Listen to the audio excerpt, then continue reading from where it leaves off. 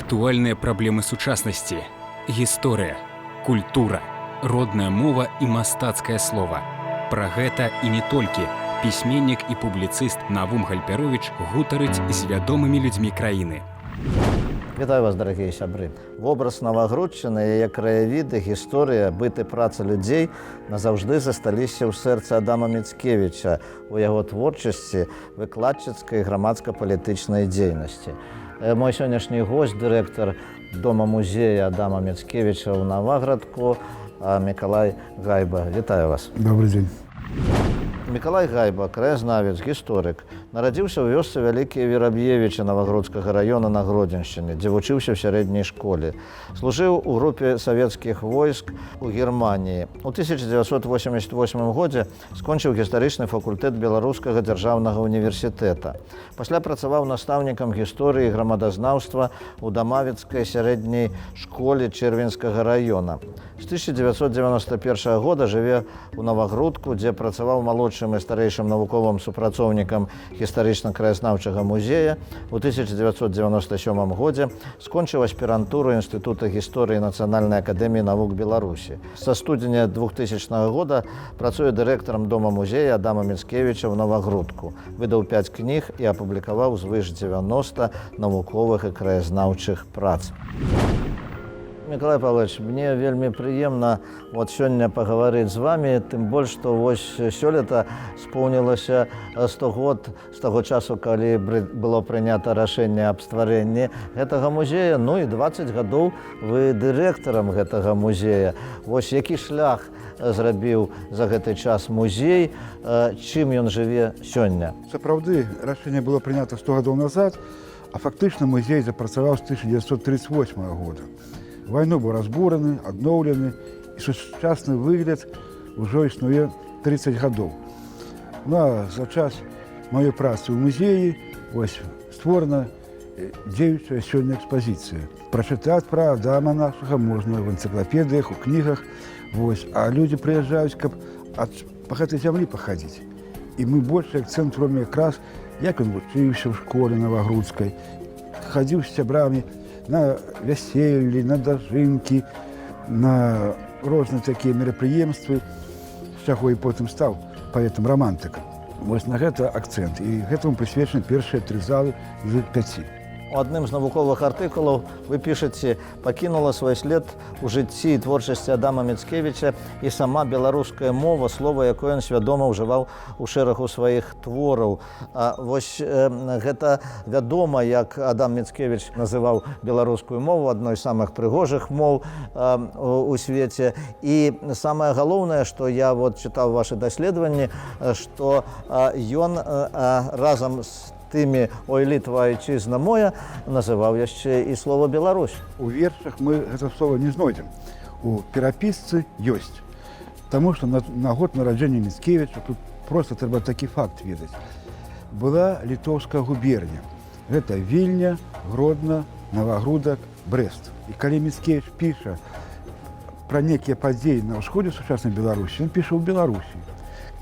Ну, напрыклад, сябру Ігнату Дамейку у Чылі піша, што Ян Чачот вярнуўся ў Беларусь, бо жыў каля Лепеля.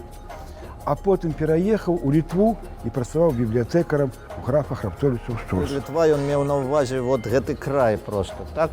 Ну, калі больш канкрэтна, гэта губерня літоўская. Як мы сёння гаворым, я з Гродзеншчыны, вы з Віцебшчыны, з Магілёўшчыны нехта. Так і тады.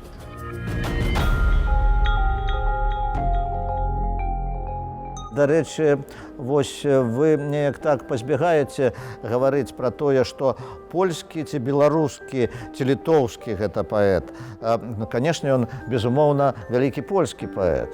Вядома, ён пісаў на польскай мове, і адмаўляць гэту прыналежнасць як класіка польскай літаратуры гэта проста неправільным будзе.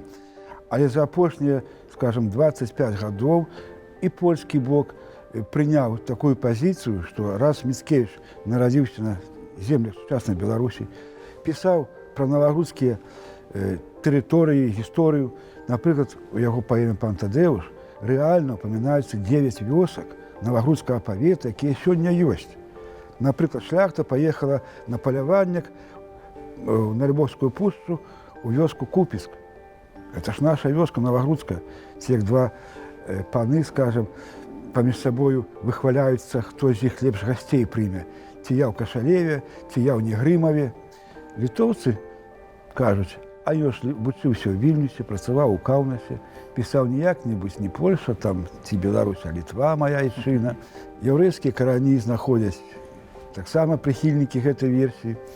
Татарскія карані таксама знаходзяцца і ў творах Міцкевіча. Галоўнае, ён наш зямляк і вялікі сын гэтай зямлі, таму што да 22 гадоў ён пражыў тут, на Беларусі, у Новаградку. Скажем, апошні раз он быў тут, як яму 22 гады было.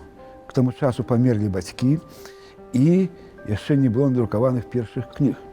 То есть такі факт, што бацькі не бачылі, кім іх сын стане, ну, хаця б у якасці паэта. Дарэчы, у ягоных творах шмат ужываецца беларускіх слоў, як некаторыя называлі правінцыялізмы. У той час так і гаварылі, правінцыяналізмы, выкарыстоўвае. І ён пісаў у сваім артыкуле да Міцкевіч да варшаўскіх крытыкаў і рэцэнзентаў, што я свядома ужываю правінцыялізмы і прыводзіць прыклад Байрона, як той ужывае мясцовае, не літаратурнага таго часу. Так я больш скажу, у некаторых вершах Міцкевіча, калі гэтыя словы ёсць, то раней пісалі, ну, кнігі, якія ў Польшы друкаваліся, творы Міцкевіча, рэгіянальныя, і давалі літаратурны адпаведнік. Цяпер пішуць з беларускай і даюць адпаведнік польскай. Мы гаворым пра Адама Міцкевіча, гэта слаўнае месца і ваш музей, але не толькі гэтым славіцца Новагрудак. Ён славіцца і замкам сваім, і сваёй гісторыі. І вось гэтая кніга «7 вежаў Новагрудка» якраз прысвечана гісторыі вашага горада. Па-першае, гэта, можна сказаць, зборнік артыкулаў, якія ў свой час былі мною надрукаваны у навуковых зборніках, якія мала даступны шырокаму чытачу, якія былі надрукаваны ў Новагрудскай раённай газеце, якія таксама як бы мала даступны агульнабеларускаму чытачу. І тут вот 30 артыкулаў і 82 ілюстрацыі, фатаграфіі, карты. Ну і пачынаецца з, як кажуць, першабытна-абшчыннага перыяда, як тут заселіліся першыя людзі, ну і даходзіць да нашага часу. Тут яшчэ такі нюанс трэба звярнуць. Дасведчаны чытач, пагартаўшы кнігу, там ці змест, убачыць, што няма некіх публікацый пра, ну, яму вядомыя факты з Новагрудчыны. Таму што напісана другімі аўтарамі. І я ж не буду іх перапісваць па сваім прозвішчам, скажем так, калені даследавалі. А тут менавіта маі даследаванні пра тую вузкаленную чыгунку, пра падзеі вайны 1912 года, якія, ну, в прынцыпе, акрамя гэтага, пра Новагрудак не прачытаеце.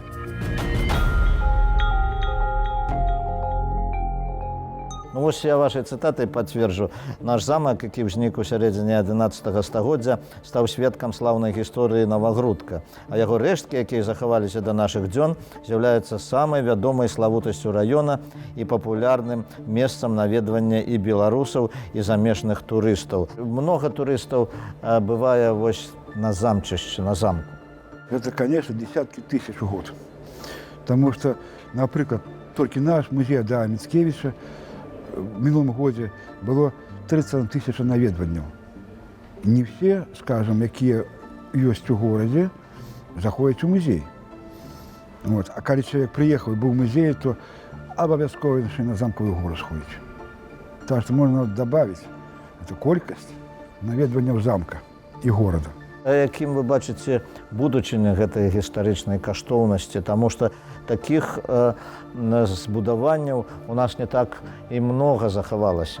І ёсць такія выказванні, давайце мы адбудуем сцены, адбудуем усе 7 вежаў, якія археолагі знайшлі. Ну, па прыкладзе, скажем, Тракая.